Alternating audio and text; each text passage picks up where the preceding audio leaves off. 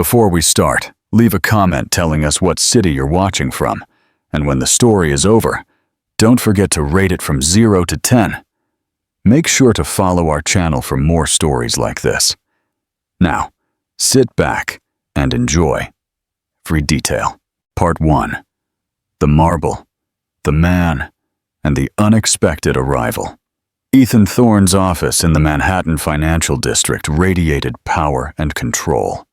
Floor-to-ceiling windows offered a panoramic view of the city, while Italian leather furniture and contemporary art silently proclaimed the success of a man who had turned every aspect of his life into a calculated business operation. Ethan, 42, paced in front of his mahogany desk, checking his Patek Philippe every few minutes. His custom navy Tom Ford suit fit his athletic build perfectly. His dark, slightly wavy hair was impeccably slicked back, and his emerald green eyes reflected a mix of irritation and cold determination. "Where is she?" he muttered, clenching his jaw as he eyed the neatly arranged divorce papers on his desk. His personal assistant, Beatrice, poked her head in. "Mr. Thorne, Ms. Reed just arrived at the building. She'll be up in 5 minutes." Ethan nodded curtly, adjusting his silk tie. 2.5 years had passed since the separation, and the time had finally come to close this chapter. Clara had been an unexpected complication in his perfectly structured world. He remembered their first meeting at a sustainable technology conference in Miami. Clara Reed, then 26, was a brilliant environmental engineer whose honey-colored eyes held an intensity that had instantly captivated him. During their 4 years of marriage, she was the only person who made Ethan question his priorities. She spoke of building a home, having children, creating something beyond bank account numbers. But Ethan had built his empire on the belief that emotions were weaknesses and emotional commitments were unnecessary risks. The separation was inevitable. Clara wanted a family. Ethan saw children as unpredictable variables that could compromise his business focus. The sound of heels on the marble hallway interrupted his thoughts. Ethan walked toward the window, adopting the posture he used in the tensest negotiations: control, distance, authority. "Ms. Reed," Beatrice announced from the doorway. Ethan didn't turn immediately. He heard Clara's soft steps entering the office, followed by a strange sound he couldn't quite place, a small metallic noise, like wheels on the marble floor. "Hello, Ethan," Clara's voice said, as serene and musical as he remembered. He turned slowly, prepared to maintain his professional composure, but what he saw left him completely paralyzed. Clara stood there, more beautiful than ever, but she wasn't alone. Beside her was a double stroller, and in it, 2 pairs of green eyes, identical to his own, looked up at him with childish curiosity. Ethan's world collapsed. Control, planning, business logic. It all vanished as he stared at 2 small children with his eyes, his aristocratic nose, his wavy hair. Clara held his gaze, waiting. The divorce documents lay on the desk, suddenly irrelevant. Ethan managed a quiet, "I think there are a few things we need to discuss before signing any papers." Part 2. The 2-year secret. The silence in the office was deafening. Ethan remained motionless, staring at the 2 small faces. The boy, in a navy shirt, put a small toy car in his mouth, while the girl, in a light pink dress, reached out to him with an angelic smile. "How old are they?" Ethan finally managed, his voice a hoarse whisper. 2 years and 3 months, Clara replied, composed. "Their names are Finn and Lila." Ethan felt punched in the gut. He did a quick mental calculation. The separation was 2.5 years ago. Clara had been pregnant when they separated, and he didn't know. "Why?" he started, the word catching in his throat. Clara took a deep breath. "Because I tried to tell you. I called you 17 times in the first 3 months after the separation. I sent emails. Your assistant told me you were in important meetings, that you'd call me but you never did." Ethan closed his eyes, vividly remembering those days. He had instructed Beatrice to screen Clara's calls, classifying any contact as counterproductive to the emotional separation process.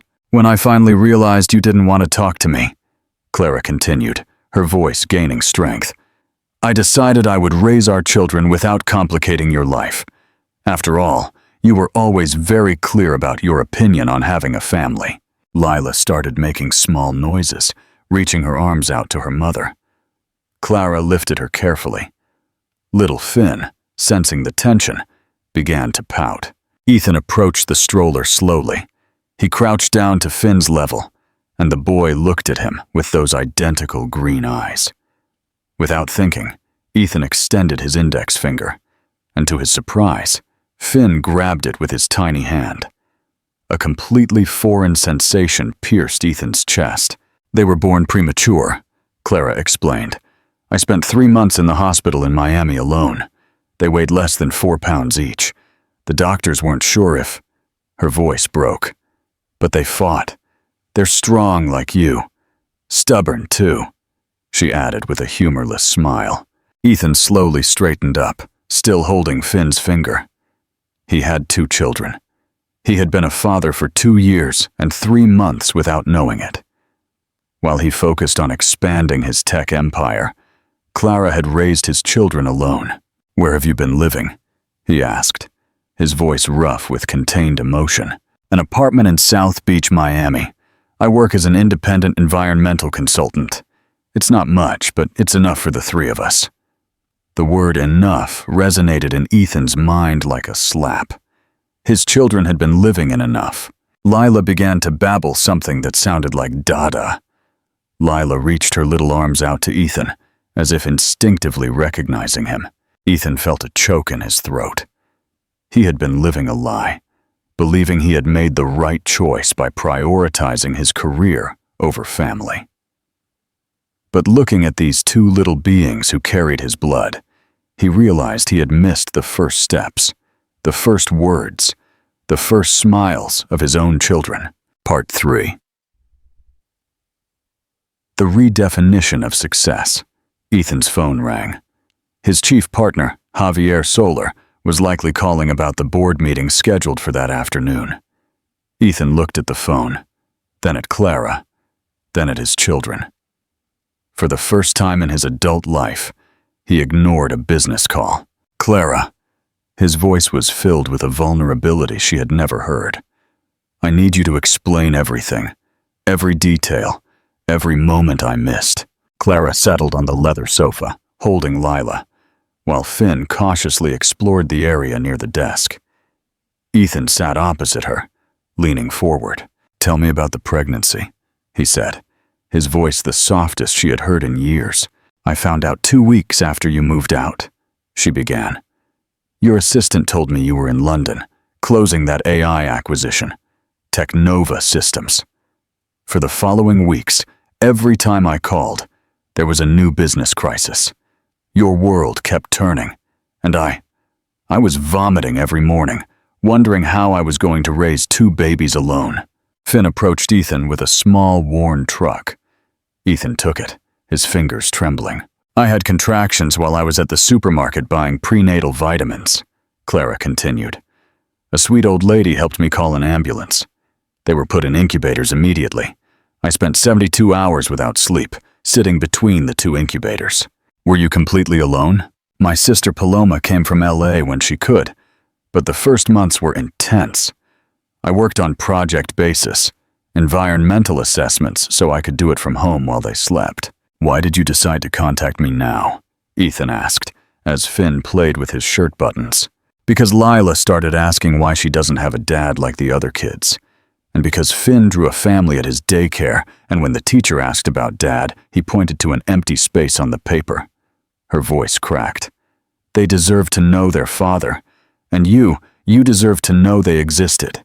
Ethan felt like someone had completely rewritten his definition of success. All the millions he had accumulated paled compared to Finn's smile, and the way Lila had instinctively called him Dada. The phone rang again. Ethan didn't even look at it. He extended his hand to his desk and switched the phone completely off. The gesture resonated in the silent office as a declaration of war against his old life. "No more," he murmured. "I'm not going to choose wrong anymore." "I want to know them," Ethan said, his voice firm but emotional. "I want to know what they like for breakfast, their favorite stories. I want to know every detail I've missed and be present for everything that comes next." Clara watched him. "It won't be easy, Ethan. They can't be another business project to manage between meetings." "You're right," he admitted. "I know nothing about being a father." Lila woke up, looking around with eyes that were a perfect mirror of Ethan's. Seeing him, she reached her arms out again. "Dada," she murmured. Ethan gently took Lila from Clara's arms. The girl immediately nestled against his chest. "What do you need from me, Clara?" he asked, his voice a whisper. "Tell me how I can be the father they deserve." "I need to know this isn't temporary," she said finally. "I need to know that when things get tough, you are going to choose to be their father above being Ethan Thorne, the tycoon." Ethan looked at Lila, then at Finn. "Clara, I built excuses for 2.5 years not to sign these divorce papers because part of me always knew I made the biggest mistake of my life letting you go. But now I realize it wasn't just about losing you. It was about losing the opportunity to be the man I was always meant to be." Part 4. The unexpected family meeting. The office door burst open. Javier Soler, Ethan's chief partner, rushed in. "Ethan, you've been off the grid for 2 hours. The Japanese investors are waiting. They've flown from Tokyo." Javier stopped dead, seeing Ethan with a sleeping Lila and Finn playing with crystal paperweights. "Javier," Ethan said without standing up, "meet Clara, and these are my children, Finn and Lila." "Your children?" Javier repeated, his gaze alternating between Ethan and the small figures. "But you said you'd never—" "I know what I said," Ethan interrupted. "I was wrong about a lot of things. Ethan, you can't make $200 million decisions based on this." Javier vaguely gestured at the children. "We agreed your personal life wouldn't interfere." "My personal life has completely changed," Ethan cut him off, his voice acquiring a dangerous edge. "And if you can't adapt to that, perhaps we need to reconsider our partnership." The tension was broken by the entrance of Richard Thorne, Ethan's father, 72, radiating the commanding authority that built the family empire. "Ethan, your assistant said you canceled all meetings without explanation. I hope you have a good reason for—" Richard stopped, his expression shifting from confusion to genuine shock. "And these are your grandchildren," Ethan said, standing carefully. "Finn and Lila. They are 2 years and 3 months old."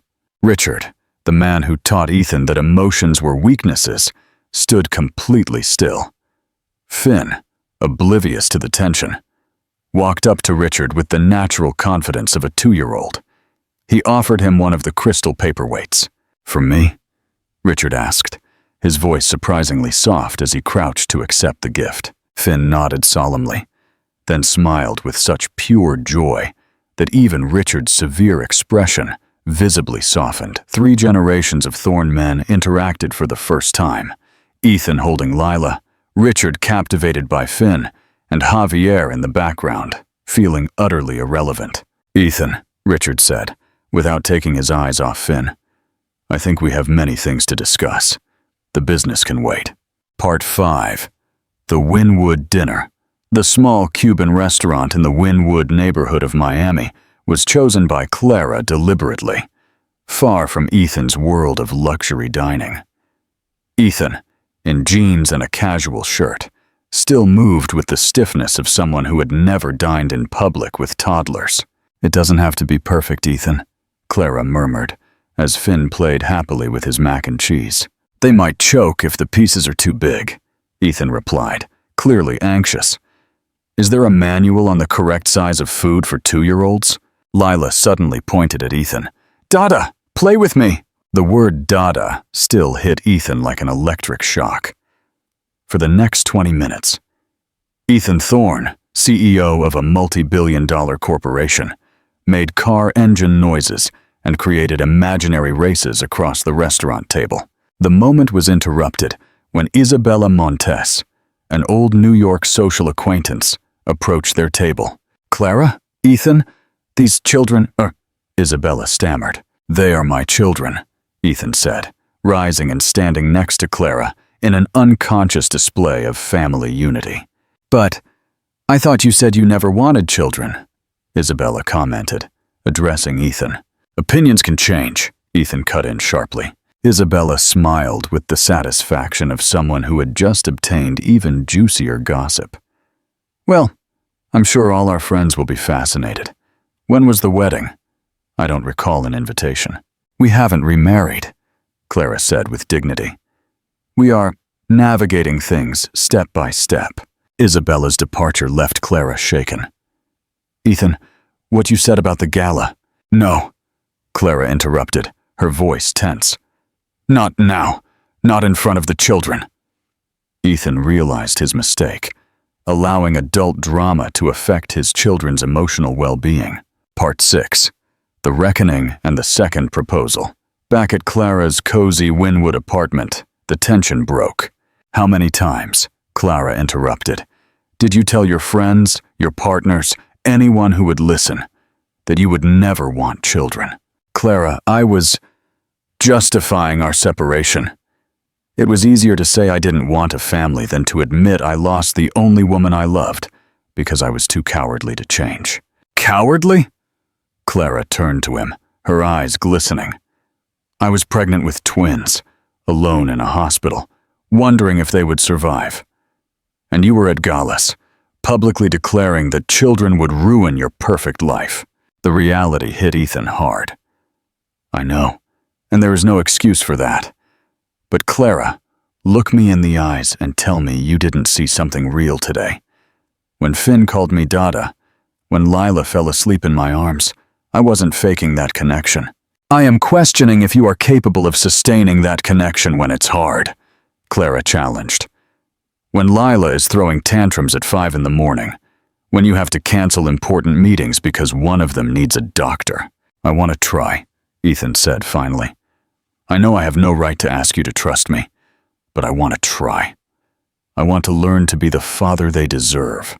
"A real chance means clear rules," Clara established. "The children come first, always, and you have to earn your place in their lives, Ethan. Love is not automatic just because you are their biological father." Ethan nodded. As he went to check on the children, Clara wondered if she was making the right decision or setting herself up for another heartbreak. 3 weeks later, Ethan's commitment was unwavering. He flew in every Wednesday and spent full weekends in the small apartment, sleeping on the couch. He mastered changing diapers and learned to soothe Lila's nightmares. Then, the call came. Richard Thorne had a massive heart attack in New York.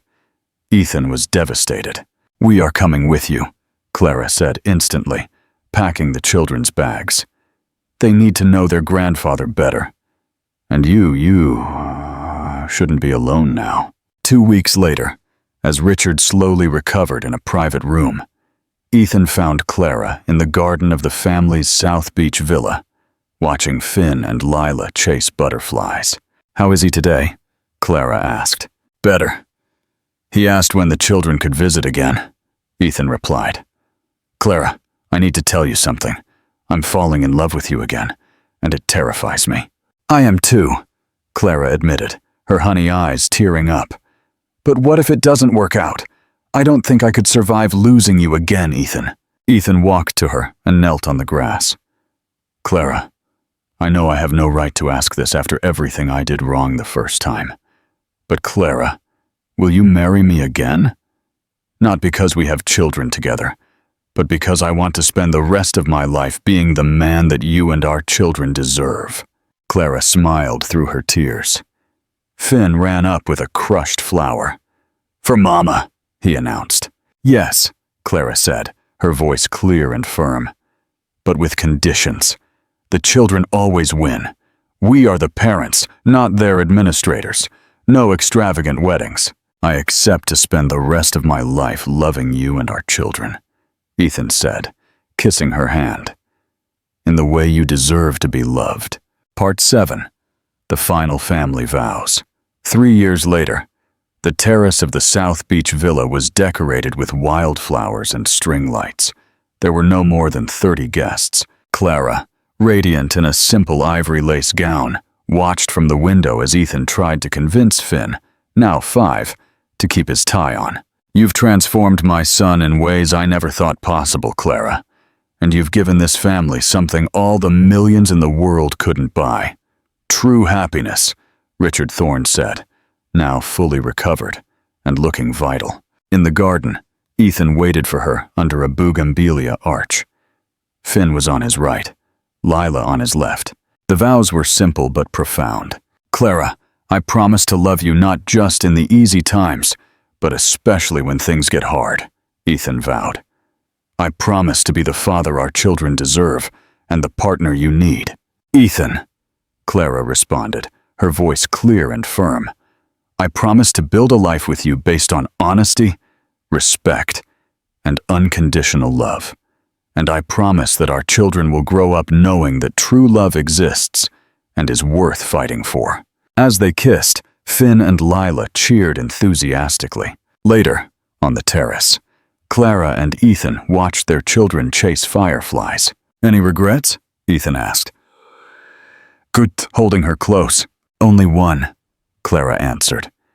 I regret that it took us so long to get here. I don't, Ethan murmured.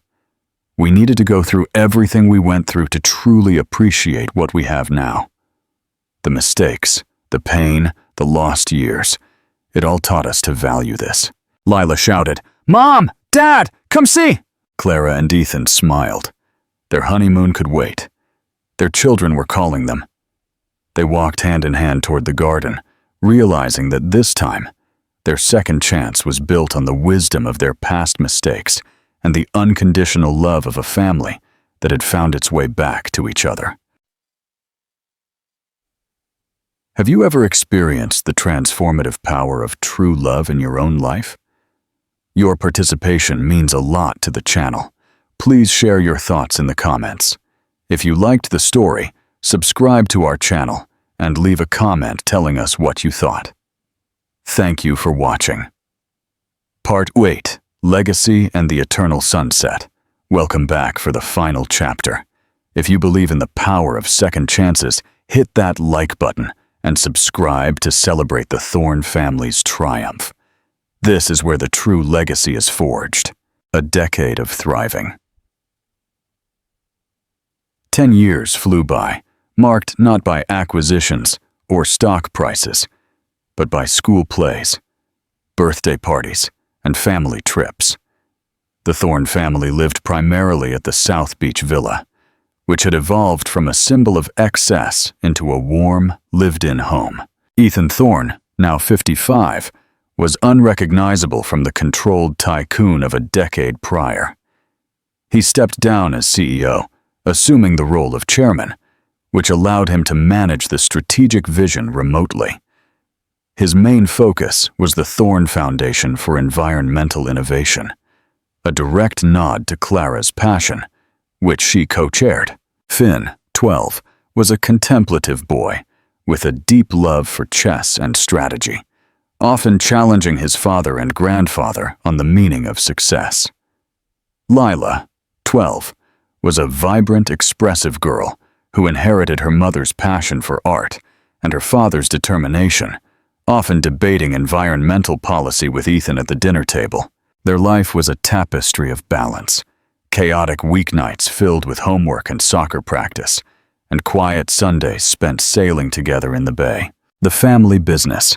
Wisdom passed down. One evening, Richard Thorne, now 82 and in excellent health, sat Finn down for a talk in the study. Finn, Richard began, you're a sharp boy. You ask about money and power. Your father and I built an empire. You stand to inherit it. Finn, ever thoughtful, pushed his glasses up. Grandpa, Dad always says the company is just a tool. He says his most valuable asset is the time he spends at home. Richard smiled, a genuine, soft expression that Clara had helped bring out. He is right. Your father's biggest mistake was believing the opposite for 40 years. He almost lost everything important. I taught him that business was first. Your mother taught him that life is first. He pulled out a small, worn leather journal. This is a record of all the calls your father ignored when your mother tried to reach him, the Technova Systems acquisition, the Berlin conference. He keeps it to remember the cost of misplaced priorities. That, Finn, is the true inheritance. The full circle. The hospital visit.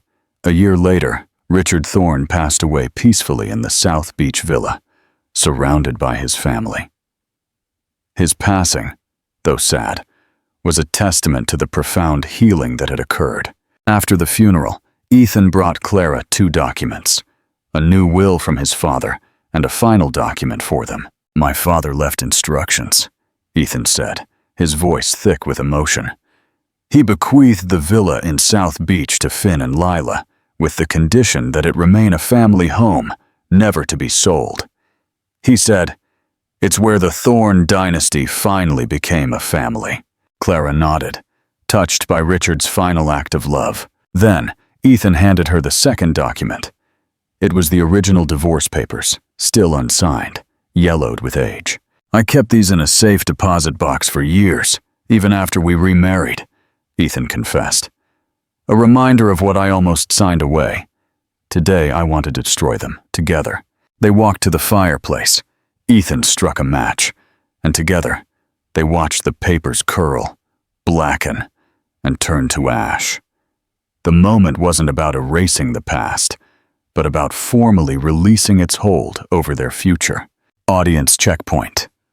Which was the most powerful moment of redemption? Ethan turning off his phone for Clara, Richard accepting Finn, or the burning of the divorce papers? Let me know in the comments. The eternal sunset. Years later, Ethan and Clara sat on the terrace of their villa, watching the sun set over the ocean. They were alone, the children grown, pursuing careers and lives built on the bedrock of their parents' hard-won stability. "Do you ever think about that day in the office?" Clara asked softly. "Every time I hear the wheels of a stroller," Ethan admitted, smiling. "I saw my life defined by numbers, but those 2 little pairs of eyes taught me that the only metrics that matter are love and presence." "It took losing me and finding the children for you to see it," Clara mused, resting her head on his shoulder. "No," Ethan corrected, his voice deep with gratitude. "It took losing me, the old Ethan, and realizing that you weren't a complication to my life. You were the blueprint for the life I should have been living all along." Clara lifted her hand to his cheek. "And you, Mr. Thorne, were the only man stubborn enough to earn a second chance from me. Our greatest acquisition was each other." As the sky turned deep shades of orange and violet, they sat in comfortable silence, their hands intertwined. Their life was not a movie fantasy. It was better. It was real. It was a testament to the fact that even the most meticulously planned life can be beautifully, chaotically redeemed by unconditional love and the tiny, loud sound of little wheels rolling into your perfect world. What is the most meaningful lesson you took away from Ethan and Clara's story? Share your thoughts below. If this story touched your heart, please give it a massive thumbs up and hit that subscribe button. Thank you for watching the final chapter. Part 9, The Legacy of Choices. Welcome back. This chapter focuses on the next generation, Finn and Lila. If you're curious to see how the Billionaire's kids turn out, smash that like button and subscribe. The drama continues. The twins at 22. 22 years after their unexpected arrival in Ethan's office, Finn and Lila Thorne stood at the threshold of their careers. They were financially secure, but deeply aware of the weight of their family's story, a narrative of arrogance, absence, and powerful redemption. Finn, inheriting his father's strategic mind, had graduated from Stanford with degrees in quantitative finance and environmental policy. He was sharp, quiet, and deeply uncomfortable with the Thorne wealth. He was determined to make his own mark without touching the trust fund. Lila, the artist and activist, had just completed her master's in urban planning. She used her inherited determination to challenge systemic inequities, but she struggled to reconcile her privileged background with her passion for social justice. Their parents, Ethan and Clara, still vibrantly in love, watched proudly but cautiously. They knew the greatest inheritance they gave their children wasn't money, but the legacy of choice. Finn's rebellion, the anti-Thorne path. Finn's first decision was a declaration of independence. He refused the lucrative Wall Street offers and instead took a low-paying job with a climate risk modeling startup in Seattle, living in a small, shared apartment. He called Ethan one evening, slightly defensive. "Dad, I know you and Grandpa built everything on large-scale finance, but I want to use my skills to de-risk the planet, not just maximize returns. I want to be the opposite of the man you were at 40. Ethan smiled, leaning back in his chair at the South Beach villa. "Finn, your mother and I didn't spend 10 years healing just so you could choose a career based on opposition. If you want to use your quantitative mind to help climate tech, that's not the opposite of me. It's the evolution of the Thorne legacy. We started the foundation for you. Go. And if you need $1 million to test an idea, come to the foundation, not the trust fund." Finn paused, recognizing the unconditional support. "Thanks, Dad. That actually helps." Lila's challenge, reconciling privilege and purpose. Lila faced a different struggle.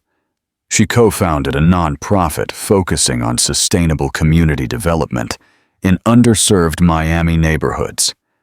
However, her presence, the famous Thorne name, the elegant clothes, the innate confidence, often created friction. During a tense community meeting, a local organizer challenged her publicly. "Ms. Thorne, your family built its empire on the very system you claim to be fixing. You fly in on private jets to discuss bus routes. How can you genuinely understand poverty?" Lila, instead of retreating, walked to the front of the room. "You are absolutely right. I do not understand poverty firsthand. My inheritance is a privilege, and that is a fact I live with every day. But my father's life is a testament to the fact that people can change. My mother's life is a testament to the fact that you can rebuild from nothing. My job here isn't to pretend to understand. It's to use the tools and the access that my privilege gives me, the resources, the network, the legal knowledge, to ensure your community has the infrastructure to choose its own future." The room quieted. She wasn't asking for acceptance. She was offering leverage. Audience checkpoint. Lila used her family's privilege as leverage for change. If you were Finn or Lila, would you hide your wealthy background or use it openly for activism? Vote in the comments. The grand finale, a shared purpose. The true test of the twins' legacy came during a crisis. A massive hurricane threatened to devastate the fragile coastal communities of Miami. Finn, using his climate modeling skills in Seattle, identified a crucial flaw in the city's evacuation strategy. The old, expensive flood barriers were useless against the predicted storm surge. He immediately called Lila. "Lila, the models show the storm surge will breach the old barriers. Your communities are most at risk." Lila, already on the ground, realized the enormity of the problem. Evacuation was too slow. They needed a rapid, massive intervention. She called her father. "Dad, we need a floating barrier system, and we need it deployed by morning. It's too late for bureaucracy. I need the family name, the foundation's capital, and your logistics team, now." Ethan, without hesitation, activated the full power of the Thorne organization. He didn't ask Finn to quit his job, or Lila to compromise her values. He simply became the logistical engine for their shared humanitarian mission. Ethan, Clara, Finn, flying in on a commercial red-eye, and Lila worked through the night, coordinating a complex deployment of temporary, modular flood barriers funded by the Foundation and executed by Thorn Logistics. They saved thousands of homes. As the sun rose over a battered but surviving Miami, Ethan watched his adult children, Finn covered in mud, Lila directing aid workers, working seamlessly together. They hadn't chosen his initial path of profit, but they had perfectly embodied the ultimate lesson of his redemption. True power lies not in control, but in choosing the right priorities. Ethan put his arm around Clara. They are magnificent, aren't they? They are, Clara agreed, tears in her eyes. They got your ability to execute, and my heart. They didn't just forgive our story, Ethan. They built their own legacy from it. The Thorn legacy was no longer defined by the acquisitions of the past, but by the quiet, powerful choices of the next generation. They were the ultimate checkmate against the man Ethan Thorn used to be. What advice would you give Finn and Lila as they continue to lead the family legacy? Share your words of wisdom. If you enjoyed this full circle story, please hit that like button and subscribe for more. Thank you for following the Thorn family. Part 10. The Emotional Covenant. One final look back at the journey of redemption. If you believe in the enduring power of family love, hit that like button and subscribe to honor the Thorn legacy. This is where the wisdom settles. The quiet handshake, 15 years after the day the double stroller rolled into his office. Ethan Thorn, now 60, found himself sitting opposite Javier Soler, his former business partner, at a quiet Miami restaurant. Javier had long since left Thorn Industries, finding a less intense path in private equity. I saw the news about Finn and Lila leading the storm relief, Javier said, raising a glass. They are remarkable, Ethan. You and Clara did something right. Ethan nodded. We simply corrected a catastrophic error, Javier. Javier hesitated. I remember that day, Ethan, when you turned off the phone for the first time. I thought you had lost your mind. That $200 million deal, it fell through. But then you rebuilt a bigger, better company, one focused on long-term sustainability, not just short-term profit. I used to measure success by the size of the deal. Now, I see your success measured in the quality of your children. The market doesn't forgive sentimentalism, you warned me, Ethan recalled. The market doesn't forgive a lack of focus, Javier corrected.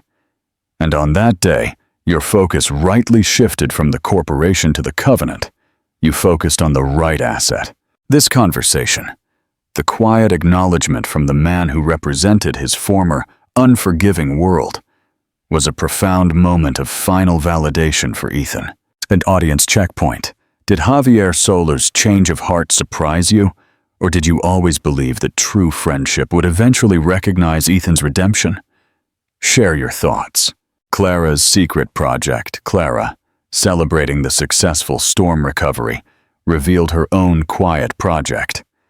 She had been working on a book, The Art of the Second Chance, How I Rebuilt a Life with the Man Who Almost Destroyed It.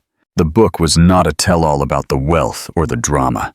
It was a manual on emotional accountability.